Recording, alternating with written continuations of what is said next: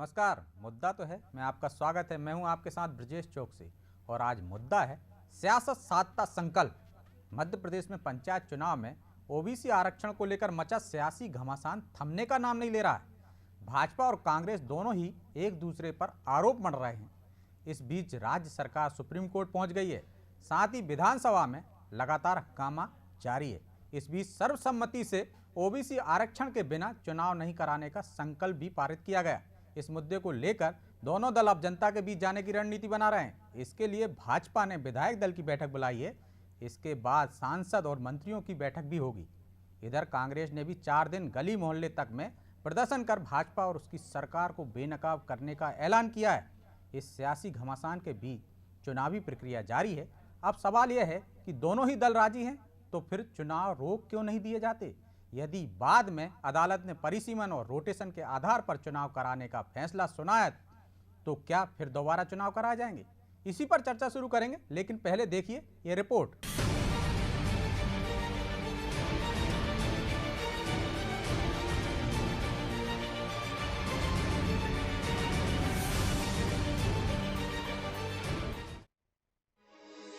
मध्य प्रदेश में पंचायत चुनाव के पहले चरण का प्रचार प्रसार जोरों से चल रहा है। प्रदेश में ओबीसी के लिए आरक्षित 70,000 पदों को छोड़कर शेष बची SC, ST और सामान्य वर्ग की 3,25,000 सीटों पर निर्धारित कार्यक्रम के तहत चुनाव होने हैं।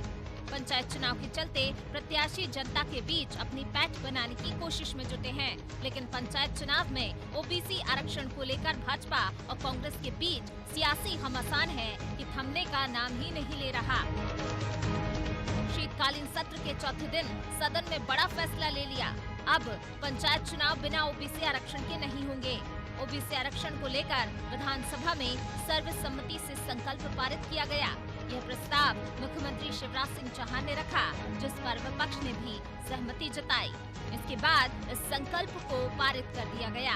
हालांकि विधानसभा में संकल्प पारित होने से पहले ही राज्य सरकार पंचायत चुनाव में ओबीसी के आरक्षण को लेकर सुप्रीम कोर्ट पहुंच गई है।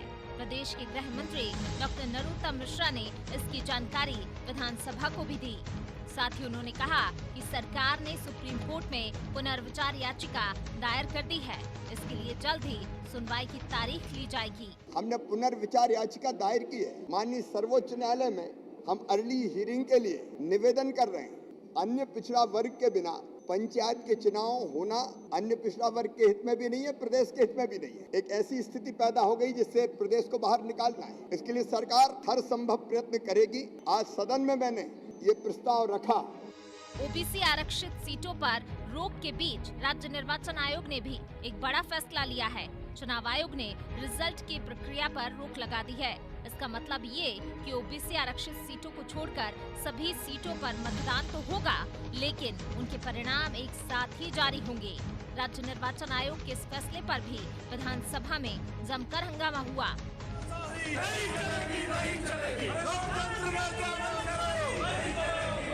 सदन की कार्यवाही शुरू होते ही नेता प्रतिपक्ष कमलनाथ ने पंचायत चुनाव में ओबीसी आरक्षण का मामला उठाया था। उन्होंने आरोप लगाया कि पंचायत चुनाव में राज्य निर्वाचन आयोग तरह तरह के आदेश जारी कर रहा है। यह उचित नहीं है। सरकार को स्थिति स्पष्ट करना चाहिए। ये चाहते थे, ये जानते हैं कि क्या होने वाला है पंचायत चुनाव में, ये जानते थे क्या होगा, इसलिए उन्होंने कहा इस तरह का चुनाव कराओ, ट्रंकेटेड चुनाव। कि कल चुनाव आयोग ने निकाला कि मतदान होगा, टेबुलेशन होगी, घोषणा नहीं होगी। ये क्या मजाक है? ऐसा कोई चुनाव देश के इतिहास में नहीं हुआ। संकल्प पारित होने के बाद सदन को स्थगित कर दिया गया, लेकिन सदन के बाहर बीजेपी और कांग्रेस ने एक दूसरे को घेरने की रणनीति पर काम करना शुरू कर दिया। भाजपा ने ओबीसी आरक्षण पर कांग्रेस को चौतरफा घेरने की रणनीति बनाने के लिए 24 दिसंबर को विधायक दल और 27 दिसंबर को सांसदों और मंत्रियों की बैठक बुलाई है। तो कांग्रेस आलाकमान ने भी विधायक दल की बैठक बुला ली, जिसमें 24 से 27 दिसंबर तक प्रत्येक जिले में कार्यक्रम कर ओबीसी आरक्षण को लेकर भाजपा को बेनकाब करने की रणनीति बनेगी। बहरहाल एक बार फिर आरक्षण की बॉल सुप्रीम कोर्ट के पाले में पहुंच चुकी है। अब देखना होगा कि पुनर्विचार याचिका पर सुप्रीम कोर्ट क्या फैसला लेती है। ब्यूरो रिपोर्ट, अनादि टीवी।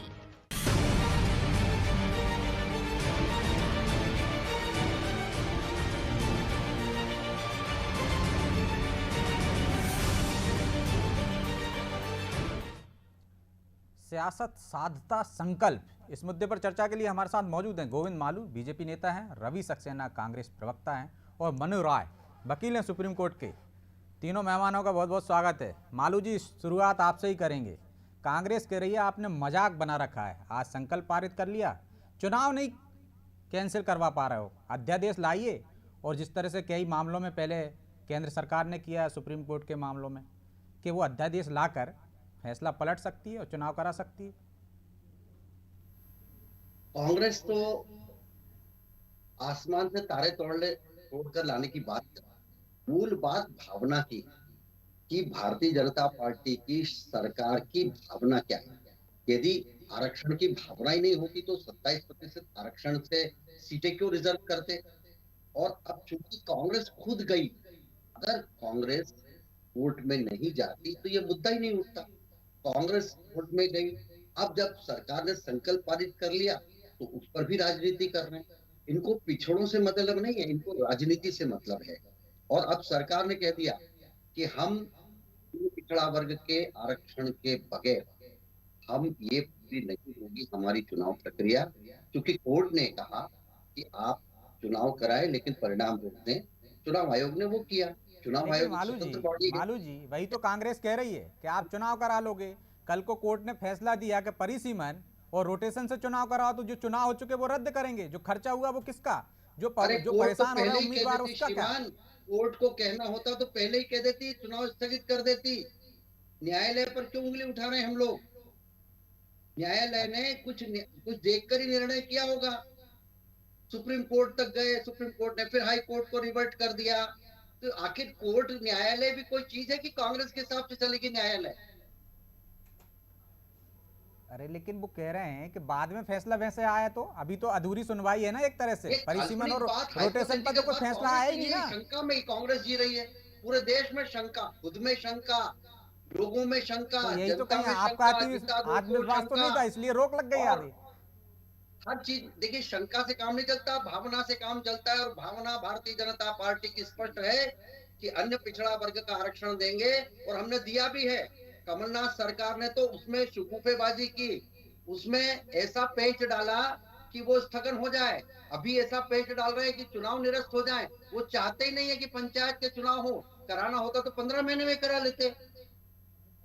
तो वो ये भी तो कह रहे हैं कि आपकी मंशा ठीक नहीं है। अब आप कह रहे हैं कि चुनाव तो हो रहे हैं, तभी तो हमने आरक्षण किया 27% श्रीमान। तो तब तक और हमने जो मुकदमे लगे हैं कोर्ट में, उसके अलावा बाकी जगह भी आरक्षण दे दिया हमने 27%। तो उनकी नीयत साफ क्यों नहीं लग रही आपको? वो तो आपके साथ है, सर्वसम्मति से संकल्प पारित किया है, तो करके दिखा दिया है। सदन के अंदर कह चुके हैं कि जहां चलना हो साथ चलने के लिए तैयार हैं। अरे साथ चल के क्या, हम तो खुद ही जा रहे हैं ना। साथ करेंगे तो क्या करेंगे, उसके बाद हमको बोलना है, हमको राजनीति करना है। जब सदन ने प्रस्ताव पारित कर दिया फिर क्या बात करना है उस पर। ठीक है, सक्सेना जी भी हमारे साथ जुड़े हैं, सुन रहे थे बड़ी गंभीरता से आपको। सक्सेना जी, वो तो कह रहे हैं आपकी नीयत खराब है, हमारी तो सही है, और उस नीयत पे अपन 3 दिन से बहस कर रहे हैं, लेकिन परिणाम कुछ नहीं निकला है। मैं केवल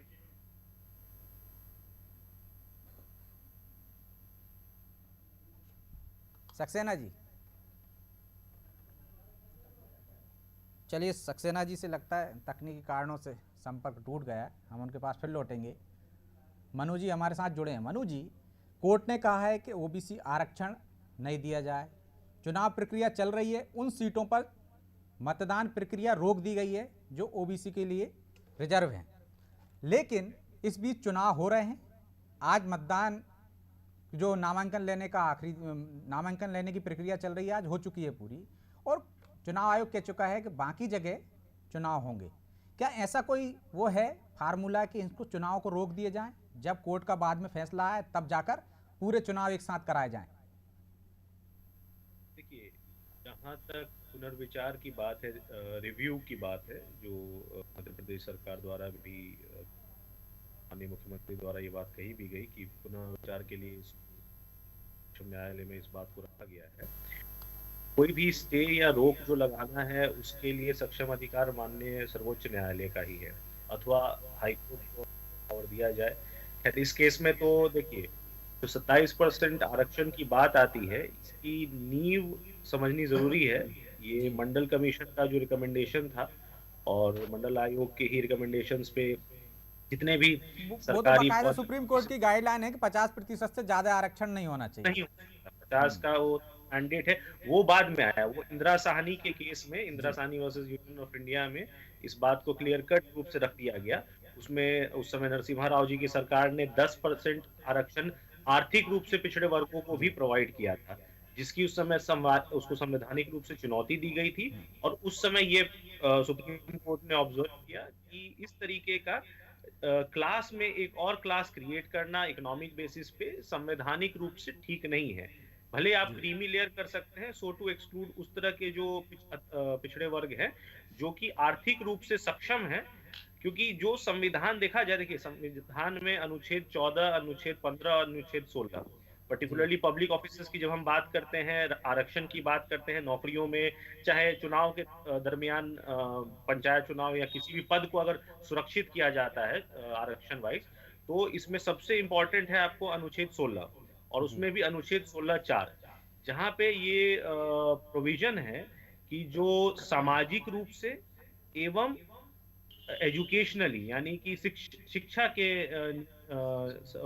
नियत से जो पिछड़े वर्ग हैं या जिन्हें पूरी तरीके से सरकार में उनके पॉपुलेशन के अनुरूप रिप्रेजेंटेशन नहीं मिली है, तो जी उनके लिए एक इनेबलिंग प्रोविजन है। जो किसी भी जगह पे अगर सरकार आरक्षण देती है और उसका रिव्यू माननीय सर्वोच्च न्यायालय या माननीय उच्च न्यायालय करते हैं, तो वो इसी चीज के संवैधानिक जो प्रोविजंस हैं उसके आलोक में करते हैं कि जी सो टू इनेबल जो वैसे लोग जिनका प्रॉपर रिप्रेजेंटेशन नहीं हो पा रहा है समाज में, उनको रिप्रेजेंटेशन मिल सके, उनको पब्लिक ऑफिसर्स, ठीक पब्लिक ठीक। एम्प्लॉयमेंट में मिल लेकिन सके। मनु जी, हम ये जानना चाह रहे हैं कि चुनावी प्रक्रिया जो चल रही है उस बीच में ऐसा कोई माध्यम है क्या?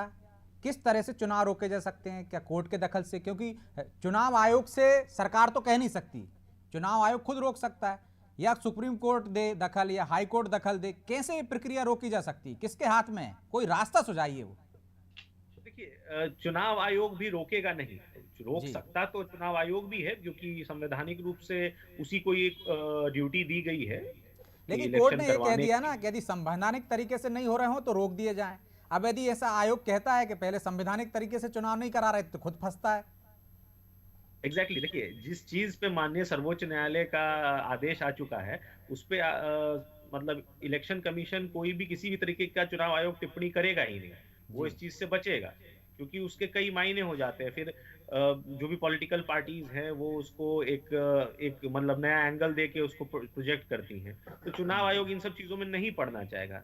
देखिए, जहां तक ओबीसी आरक्षण की बात है, ठीक है, उसका पर्पस यही है कि जितने भी समाज के जो वर्ग हैं उनको उनकी संख्या के अनुरूप, उनके जो कॉन्स्टिट्युएंसीज हैं उनके अनुरूप वहां पे पद मिल सके और वहां पे उनके पब्लिक रिप्रेजेंटेटिव्स को ऑफिसेज में बिठाया जा सके। हम्म यही इसका ऑब्जेक्टिव है। इस ऑब्जेक्टिव के अगर फर्दरेंस में ऐसा लगता है कि कोई दिक्कत आती है, तो माननीय देखिए, आजकल तो सुप्रीम कोर्ट रात में भी बैठता है, जी अर्जेंट हियरिंग भी होती है। अभी छुट्टी पे है बट वेकेशन बेंचेस हैं, तो वेकेशन बेंच में इसको मूव करके इमीडिएटली एक स्टे ऑर्डर लिया जा सकता है। या तो आप हम्म स्टे करवा दीजिए, जो हम्म आपके माननीय सर्वोच्च न्यायालय का ही आदेश है कि हम्म उसको रिव्यू किया जाए, और जो हम्म उसका आदेश का जो इफेक्ट होगा वो अगले चुनाव चाहे अगले साल से उसको लागू किया जाए।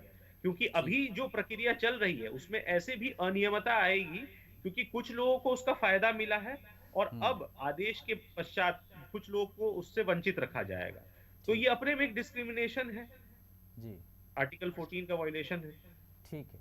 सक्सेना जी, करना चाहे तो सरकार कर सकती है जिस तरह से मनु जी ने बताया, लेकिन आप भी वैसा सपोर्ट नहीं कर रहे हैं। आप जनता के बीच में जा रहे हैं कि इनकी गलती है, वो आप इस जनता के बीच में जा रहे हैं कि आपकी गलती है। तो नूरा कुश्ती सिर्फ वही चल रही है, रास्ता निकालने के लिए कोई तैयार नहीं है।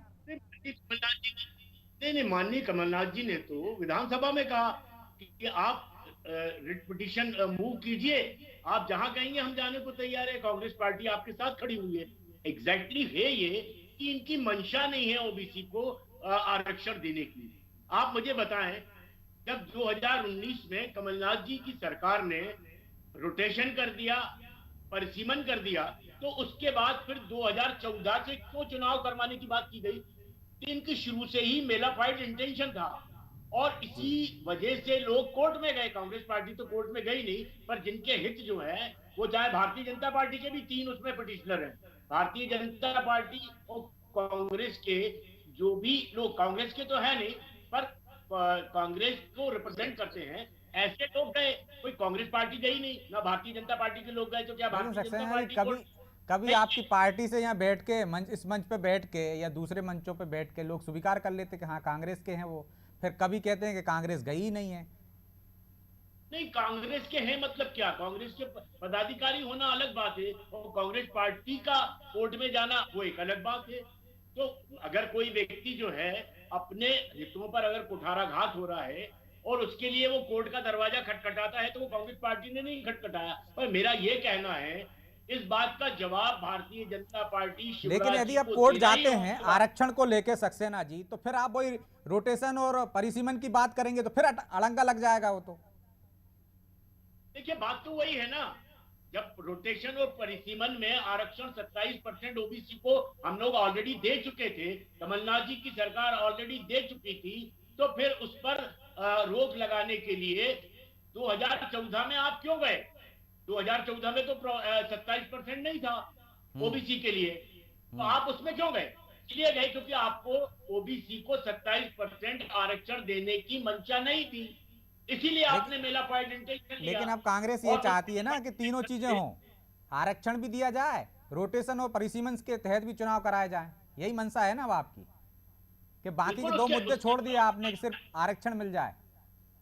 नहीं नहीं, देखिए मैं आपको बता रहा हूं, परिसीमन और रोटेशन का मतलब क्या होता है कि जिस भी वर्ग के लोग हैं उनको उनका वाजिब हक मिले और उनका जो आरक्षण है उसके हिसाब से उनको रिप्रेजेंटेशन मिले। जैसे अभी वकील साहब ने भी बोला कि भाई आप संविधान की जो भावना है उसके अनुरूप आपको करना है ना। सुप्रीम कोर्ट ने भी यही कहा कि अगर आप संविधान की अवधारणा के अनुरूप, उसकी भावना के अनुरूप अगर इलेक्शन नहीं कर रहे हैं तो निश्चित रूप से ये एक बहुत बड़ा वायलेशन है। और जो भी सुप्रीम कोर्ट का डिसीजन आया है, और जिस दिन डिसीजन आ रहा था उस पर तो कहीं किसी भी पिटिशनर ने आरक्षण की बात ही नहीं करी थी, उन्होंने तो रोटेशन की और परिसीमन की बात की थी। तो वो तो उन्होंने महाराष्ट्र का कोई फैसला था उसके साथ क्लब अप किया। उस समय यहाँ के मध्य प्रदेश के सारे वकील खड़े थे, सरकारी वकील खड़े थे, सॉलिसिटर जनरल साहब वहां खड़े हुए थे, किसी ने ऑब्जेक्शन नहीं लिया। क्यों ऑब्जेक्शन नहीं लिया? यही सवाल पूछती है कांग्रेस पार्टी। क्यों सरकार की तरफ से जब आरक्षण पर कुठाराघात किया जा रहा था ओबीसी के, तो आपने क्यों उस पर ऑब्जेक्शन नहीं लिया? ठीक है, आपको लेना था। सर, ठीक है मालू जी, आप कह रहे हैं आपकी नीयत सही थी, लेकिन नीयत पे सवाल तो खड़े हो ही रहे हैं, क्योंकि जब कोर्ट में ये मामला चल रहा था, सुनवाई चल रही थी, तब आपने कोई पक्ष नहीं रखा। इसके बाद आप संकल्प पारित कर रहे हो 2 दिन बाद, कांग्रेस 2 दिन पहले से मांग कर रही थी, आप बाद में कोर्ट जा रहे हो, तत्काल आप कुछ कर नहीं रहे हो, देरी से जा रहे हो, देरी से जाग रहे हो, तो नियत तो पर सवाल उठेंगे ही ना। फैला रहे हैं कोर्ट में, जब ये गए तभी जो भ्रम फैला रहे हैं कि हम तो कोर्ट में गए नहीं, कौन गया कोर्ट में? ये मुद्दा किसका था? रोटेशन का और परिसीमन का। ये मुद्दा कांग्रेस का था, कांग्रेस के प्रवक्ता गए, कांग्रेस के वरिष्ठ नेता वकीलगण खड़े हुए हैं और बार बार वही पक्ष रखते हैं जो कांग्रेस रख रही है, तो कांग्रेस नहीं गई। पिछले दरवाजे से कुछ भी कर दो, कांग्रेस का हर काम चेहरा बचा के करना है, हमको करना चाहिए और चेहरा भी सामने नहीं आना चाहिए। और लोगों के देखिए, गीदड़ यदि शेर की खाल पहनने का शेर नहीं हो जाएगा, तो ये इस तरीके की रोटेशन की बात हो रही थी, तो वो कांग्रेस पार्टी के लोग, उन्होंने जाके वहां पर आपने क्या किया? आप क्यों गए? याचिका क्यों? उसी के कारण हुआ ये सब बखेड़ा खड़ा। आप अगर याचिका नहीं लगाते सक्सेना जी, आप आरक्षण देने की के अनुसार भी चुनाव हो रहा है, तो उसमें आरक्षण है 27% पिछड़ों का, श्रीमान। मालूम ही नहीं है, पढ़ लिख कर आते नहीं हो। आरक्षण दे चुकी है सरकार। चैलेंज करता हूँ मैं, आपको चुनौती देता हूँ, आप दिखा दीजिए। 27% ओबीसी को आरक्षण दिया हुआ है, दिखाइए, मैं आपको चैलेंज करता हूँ। अरे दिखाइए क्या? ये देखो ना, तो भैया चुनौती इनको इनकी गिनती कर लो, काउंट कर लो। सरकार बार-बार चैनलों पे बैठ के और चिल्लाना सरकार बार-बार कह रही है कि हमने आरक्षण दे दिया। आपकी मन से आप तो चुनाव ही नहीं चाहते हो। और 2014 में अंशुमन ओबीसी को मतलब ये साफ है ना कि दोनों फंस गए हो आप। देश में पहले कहाँ की ईंट कहाँ का रोड़ा, बारामती ने रोड़ा करे, और आप इतने क्यों घबराते हो? ये तो व्यक्ति आधार, आप अन्य से सही बात कर रहे हैं। आज आपको जो कि आपके पास व्यक्ति नहीं है चुनाव जीतने वाले, आप बेताब हो गए हैं कि आप ओबीसी को उसका हक देना नहीं चाहते हैं। आप न्यायालय में कब, हमने तो इसी पे लगाई थी पिटीशन, हमने पिछड़े की बात नहीं, आप क्यों कर रहे हो? आप क्यों नहीं बोले थे? ओबीसी को आरक्षण देना वकील ने बोला ये क्यों नहीं, हमारे मामला आप कर रहे हैं। एक आप एक आई एक करके वॉचिंग कर बोलेंगे रहे तो हैं। दोनों की बात आ सकती है, रिपीट करने की जरूरत नहीं है। राय साहब ये बताइए कि यदि विधानसभा में संकल्प पारित हुआ तो सिर्फ एक सियासत के लिए संकल्प पारित कर दिए, या विधानसभा भी इसमें कोई दखल दे सकती है? दोनों दल एक साथ आ जाएं तो वो चुनाव आयोग से कह सकते हैं कि चुनाव भी रद्द कराए जाएं? बिल्कुल कहते हैं कि जो भी विधेयक है यहाँ, इसमें लेगिस्लेचर को हमेशा पावर रहती है, और ये कई बार पहले भी पूर्व में किया जा चुका है कि माननीय सर्वोच्च न्यायालय ने या माननीय उच्च न्यायालय ने कोई भी आरक्षण के लिए कोई कानून बनाया, उसके अगेंस्ट या उसके अलावा भी बढ़ चढ़ के कुछ प्रोविजंस जो भी राज्य सरकारों ने या केंद्र सरकार पार्लियामेंट ने बनाए हैं। बहुत से ऐसे राज्य हमने हैं देखा आज आंध्र प्रदेश में है, तेलंगाना में है, 50% से ऊपर भी चला गया। 50% के बार से ऊपर जाके भी आरक्षण प्रोवाइड किया गया है। दूसरी चीज क्या है, यहाँ ये इस चीज को समझना जरूरी है कि ये आरक्षण जो सरकारी नौकरियों में आरक्षण होता है, जिसकी संवैधानिकता ऑलरेडी अपहोल्ड हो चुकी है, उससे अलग है। ये पब्लिक ऑफिसेज जो आप कह सकते हैं लोकल सेल्फ गवर्नेंस जिसको कहते हैं, पंचायती जो राज है, उसके तहत जो रिप्रेजेंटेशन लोगों में होना है, जो लोगों का इन्वॉल्वमेंट रहेगा कि कैसे कैसे हर समाज के हर सामाजिक वर्ग के लोगों का उनके जनसंख्या के अनुरूप, उनके कंट्रीब्यूशन के अनुरूप। लेकिन उसके लिए सरकार के पास डेटा होना चाहिए ना, तब तो वो कह पाएगी, और वही तो नहीं कह पाई कोर्ट में। ये काम तो ये लोग, अब ये देखिए, इसमें एक किसी सरकार को दोष देने से कुछ होगा नहीं, बट ये ऑर्गेनाइजेशंस, इंस्टीट्यूशंस और सरकारों का एक मिलीजुली भागीदारी है, दायित्व है। क्योंकि जब तक इसमें देखिए, क्योंकि जनसंख्याएं इस तरीके से बढ़ रही हैं, फैल रही हैं। अब आप 2011 का जो लास्ट सेंसस या जो लास्ट डेटा है हमारे पास, वो 2011 का है। आज 2021 में हम लोग खड़े हैं, और हम अगर 10 साल पुरानी बातें, मतलब 10 साल में तो क्या क्या चीजें बदल जाती हैं, सरकारें बदल जाती हैं, लोग बदल जाते हैं, जनसंख्या का मॉडलिटीज बदल जाती हैं। जो ये इशू था डिलिमिटेशन ऑफ कॉन्स्टिट्यूएंसीज की जो बात थी, सीमांतरण वगैरह की भी जो बात थी, वो सिर्फ उससे, मतलब उस शॉर्ट पॉइंट पे था। उसमें माननीय सर्वोच्च न्यायालय को ऐसा लगा कि इस चीज की आवश्यकता नहीं है, उन्होंने उस चीज को टच किया और शायद आज इस तरीके से इफेक्ट कर दिया है।